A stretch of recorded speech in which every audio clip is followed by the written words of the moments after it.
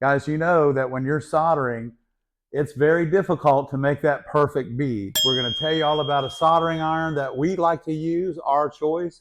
We're going to show you how to clean it, make sure that it's working properly for you. We're sharing tips on rheostats, soldering irons, solder, flux, all the things you need. And then if you want to, is follow along, watch the video, and then follow along with us by making what we call a notebook. So if you'll make a notebook as you watch the video the second or third time, follow along with us so that you can learn how to solder. So we're going to make a notebook like this. We're going to learn how to finish the edge, the top edge, or the edge around your piece.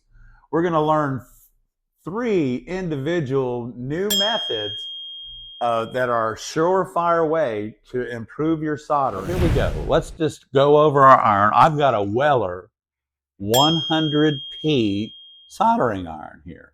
So this is our tip. This is a 3/8 chisel tip, and this is the standard tip that comes with this iron. Now what we're going to do is we're just going to, you don't have to do this really hard. It's easier than, using your hand. But take this and just start that turning. So when you turn this nut right here, this allows your tip to be removed from the heating element, which is right inside of here. So this tip comes off and it is changeable. You can have a smaller tip for this. I prefer the 3/8 chisel tip for this 100p because this is my go-to iron. I use this all the time. So you want to make sure with your tip that this area here makes good contact up inside the iron where the thermocouple is. And then also what you want to do is make sure that this part here on your iron is not all gummed up and just pitted, and not looking really nice. And then the next thing you want to make sure of, because this all is the heat that comes down from here. So if this is all pitted and corroded, it's going to absorb some of that heat. And when it absorbs that heat, that means that's taking heat from here. It's taking heat from the tip of your iron and putting it here where you don't need it, because you don't solder with this side. So I like to just take, and you can use steel wool, and this is a very fine sandpaper. I just like to make sure that nothing is pitted or ground around that. And then I'll take my tip after I've cleaned it and I'll insert it back in. Now, one thing you're going to find is sometimes if your iron is failing on you, it could be just something as simple as the tip itself. Those of you that have the iron that has a set screw right here, your iron not heating up properly could be something as simple as that set screw, because the tip isn't completely installed in the iron. So make sure, if you've got the little set screw here on your iron, make sure that to loosen it, after you've cleaned the tip, make sure the tip is pushed tight against the inside and then tighten that screw up, okay? So because a lot of times you'll think your iron is gone bad, but really it hasn't. What's happened is the tip has moved away from the heating element, and now it's doing all it can to try and make sure that it's trying to get hot, and it's really not going to do the trick for you. So what we're going to do now is we're going to plug this iron in, and we're going to talk about the tip. I'm using 60/40 solder, okay? And that is recommended for copper foil. And see, now this, here you go, right here. This tells me, and you see the solder is still sitting on my iron. It was hot enough to melt it, but it's not, it's giving me what I call a peak.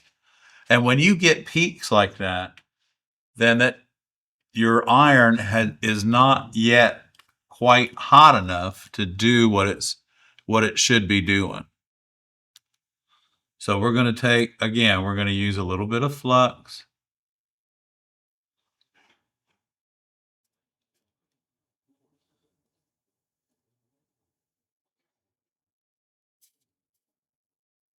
Just a little bit of flux.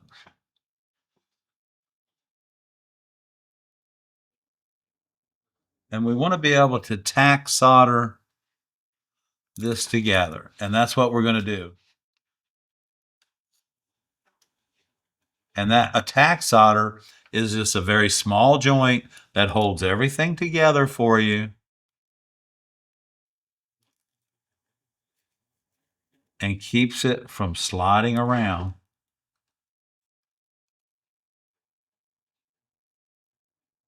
Like that just did.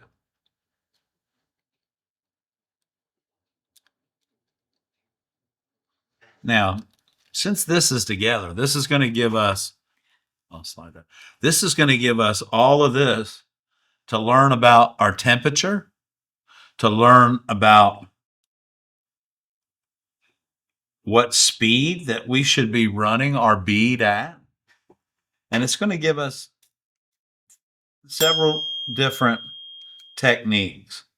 And these techniques, again, you can practice right along with me.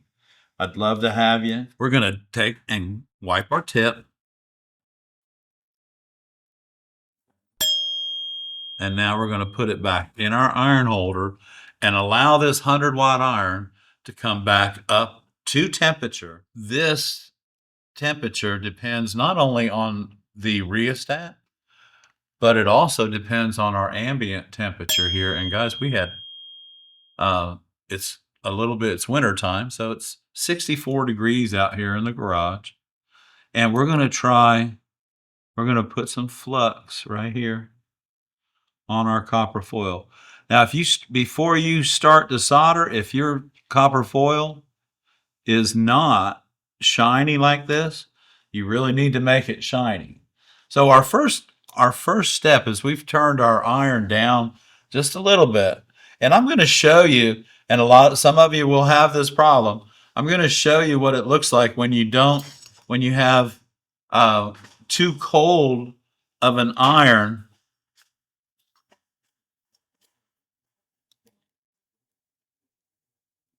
So it might melt there, but it'll give you, it gives you like peaks. It doesn't want to, it's very cold. And see, it doesn't want to run for you. So now what you want to do, see, it won't give you that nice look that you're looking for, a flow. It won't give you a flow. And so now that we've done that right here, our iron, I'm just going to wipe it, and I'm cooling it down a little bit because what I want to show you is a cool iron will act fine right here. It'll act fine here with the solder melting like this. See, and it took a little bit of time. Let's see what this looks like. So if you're trying to solder and it's not, see that your tip is sticking to your iron and it's not even hot enough that the solder will drip off the corner of your iron is too cold. Okay, and see what it does is it makes everything look real beady and crummy looking, and it's just your iron is too cold. We've wiped it on the sponge here. It comes back to a really pretty gold, but not purple or black color, and that's the right temperature that we need to work, everybody. So hey, everybody, now we've step. Here we are.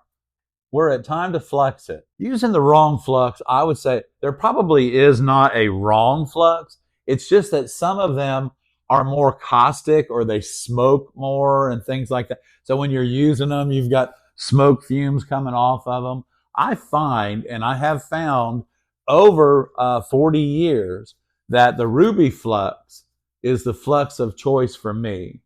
They're not paying me to say that. And I just like it. I keep it in my studio. We go through a lot of it, and it's the only thing that I use. It is water soluble, so it cleans up quite easily. And we're going to talk a little bit about it. And I use a Q-tip for an application. And sometimes you can use too much flux, not enough flux, or even forget to flux it.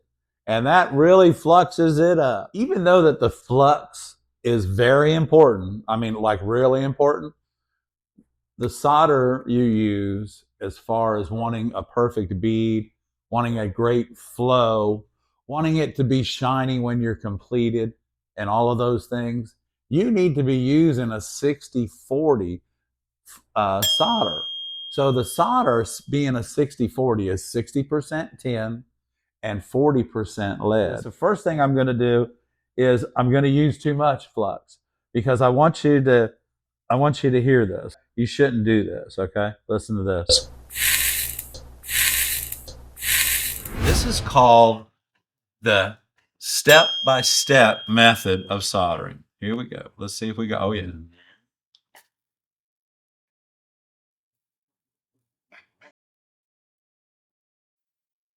Step,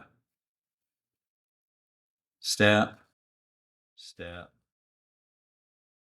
Okay? And we're gonna go with a step here and a step here. Okay, so we see we have that little gap in between each one, and what we're gonna do is we're just gonna flux right on top of these. Now this is important. In your head or your mind's eye, as they might say, you want to count. We want to give the solder time to bead up and melt, and you'll see that on the corner of the tip as you look down on it. So we can melt this right here, and you see it, it's melted. And if you count in your head, as you're pulling your step by step together, if you pull too fast, it's not going to work. This will give you the prettiest bead that you're trying to achieve. Now, this is the step-by-step method, y'all. This might not be for everyone, but we have 2 more methods to go. And hopefully one of these will fit in to the way you feel about your soldering. And it'll help you out. And you'll gain confidence and your work will just look so much better. Okay, everybody, we're back. And we're going to talk about method number 2. And that's my favorite, which is the 1-2 method. And so here we go. Remember, we dumped a bunch of flux on the previous solder joint, and then we had to clean it up. Let's go in and just get a minimal amount of flux.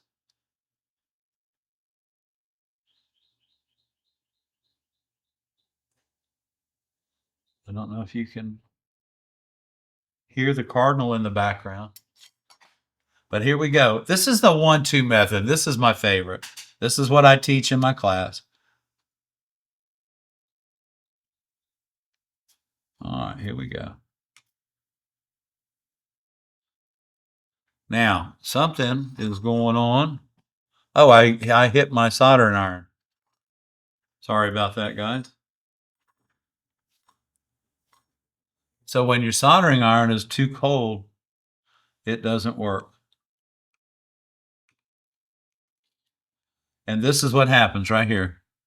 So if you're getting this while you're trying to solder, that is a problem.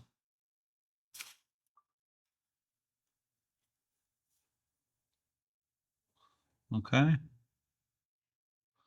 All right. So our iron's back in check, and I just touched that. So we're going to do our 1-2, 1-2, 1-2, 1-2, 1-2, 1-2, 1-2, just like that. So what I'm doing is I'm staying just a little bit in front of it. I'm giving it time to melt, and then I'm pulling straight up. So it's straight down and straight up. And then I can go back. See, like right here where my iron was still too cold, I can go back and drop in, give it time to melt on that corner. Make sure I have the angle of my iron correct, which is about not quite 45 degrees. And then we'll touch that up and everything. So you can do this 1-2 method. I'm not sure if I went all the way down with my flux, but I tell you, if you don't, it will surely let you know right away that you forgot to flux it. So here we go. We're using a corner of our tip. 1, 2, 1, 2, 1, 2. And it's straight down and straight up. Just like that. Straight down, straight up. And you're not using a whole lot of solder. Keep in mind, y'all, that, you know, solder, the way it costs these days, you want to be able to use the minimal amount. And just 1, 2 this. And it's a little bit chilly out here in the garage. So you know what? I'm going to turn the iron up a little bit from where I was before. Because again, if you're working in your garage, you're working in your, wherever your studio might be, you may have to adjust that temperature to feed the solder because the air ambient temperature is a little bit cooler. Now in the summertime, you may have to back it down a little bit because it's all going to be relevant to where you're working. So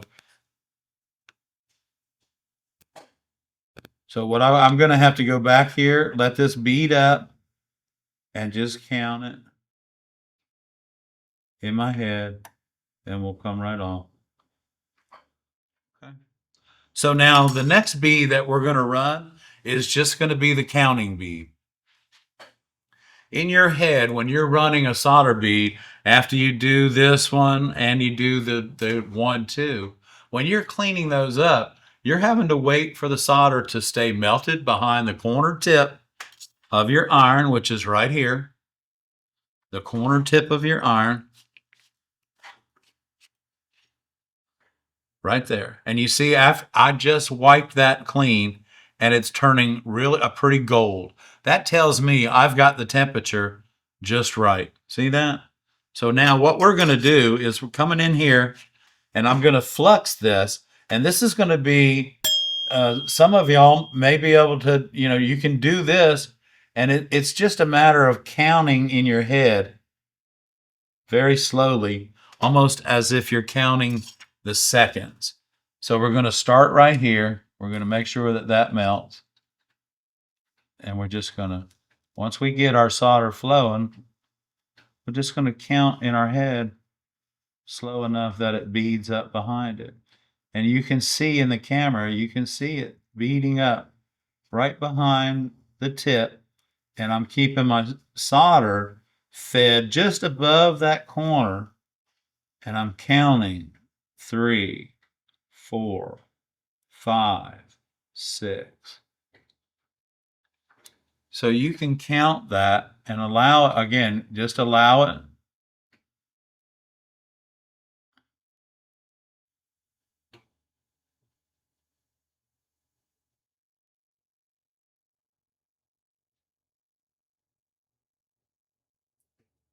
Here, grab it right there and just move slowly.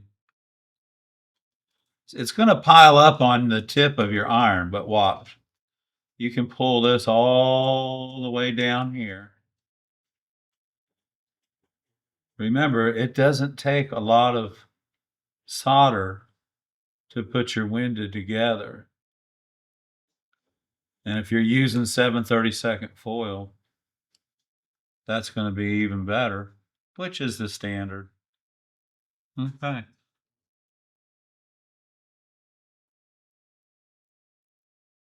Now that to tin the edge, and you do this on your sun catchers or anything, just take a little bit of solder and just go around that edge, just like that.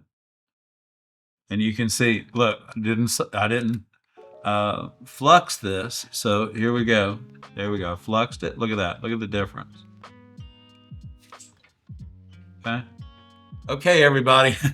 So I'm going to show you one more trick. I'm going to show you how to bead up that edge to finish your work. I got my wedge here, and I want to give a big shout out to Larry Mary down in New Mexico, and for sending this to me. I love it, and I will cherish it forever, my friend. It's one of the simplest things in the world, but I love it, and thank you very much. So big shout out to Larry Mary. When you get this, this is going to be what I tell people to do is to kind of, I'm gonna make sure, you want to make sure before you start this edge here that your piece of glass is level. And by it being level, you should be able to take this and go straight down like that. Straight down and straight up. And what that does, and the camera will show it, is it puts a beautiful bead on the top edge and rolls over to both edges and makes a really finished look for your piece. So we want to make sure that this is level before we start on that edge, and both sides of the foil on each side should be tinned. And then when you come back to do this edge here, you should be able to take this and solder and just melt it. Go straight down and straight up, straight down, straight up, just like that. And this should form a beautiful rounded edge on the edge of your work. Now that's a really nice, heavy, finished edge that will keep this thing together forever.